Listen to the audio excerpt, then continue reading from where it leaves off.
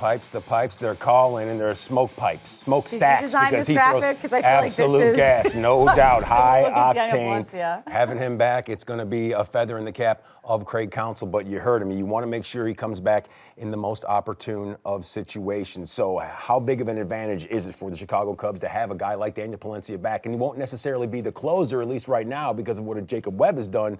But it's certainly a positive sign. Yeah, and at some point he'll work his way back into that role, because when you have a guy who throws 100, you know, I'm thinking ahead to the postseason, this is the man you want getting your last 3 outs. Or you could even argue, depending on how the postseason goes, sometimes you're throwing like a starter in that spot. But I think as long as you've got Daniel Palencia throwing the gasoline that he has, this is slowly the point where you're trying to get him back to. Now, it is interesting because Jacob Webb has pitched so well in that spot. But I think there's actually a lot of value to Jacob Webb in the fact that he's versatile.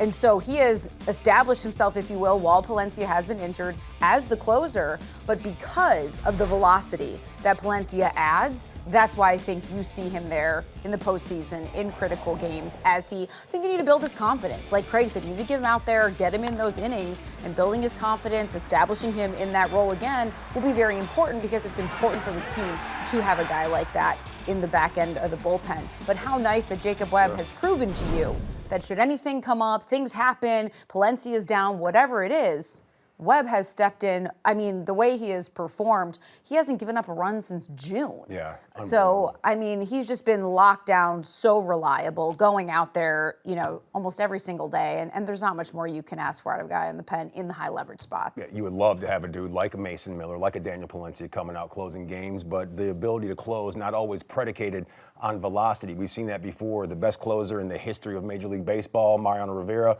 94 miles an hour, but you knew you were going to get that same pitch each and every single time, turn your bat into kindling. So would you necessarily take a guy like Jacob Webb out of that position just because you do have the extra velo for those last 3 outs? I mean, I think that's kind of what that role is partly about, is you see guys locking down the ninth, and they're usually the guys who have the highest velocity on your staff. Now, that isn't always a cut and dry black and white case, but because Jacob Webb has proven his versatility, I do feel in the postseason or in games, you can be using him in ways, maybe it's matchup based, right? Like, why wait for the ninth if you could be using him earlier, and then you have Palencia who is going to close it down in the ninth. Like, because Webb has proven that he can pitch in different spots and has worked his way into the highest leverage spots, well, now he's just proven to be really valuable in your bullpen. And you can, because I don't necessarily think, you know, Jacob Webb's confidence is going to be shattered at all if you move him to a different inning.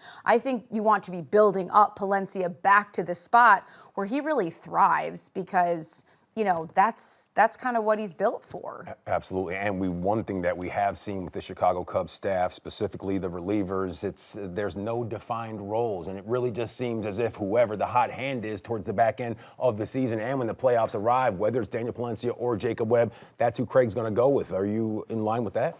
Yeah, and also add in Ryan Zefferjon, because he's someone who throws hard, can be in the higher leverage spots. He's had some traffic when he's pitched with the Cubs, but I think over time, he'll kind of ease into, not even ease in is the word I'm looking for, but comfortable, probably more so, just like with his new team.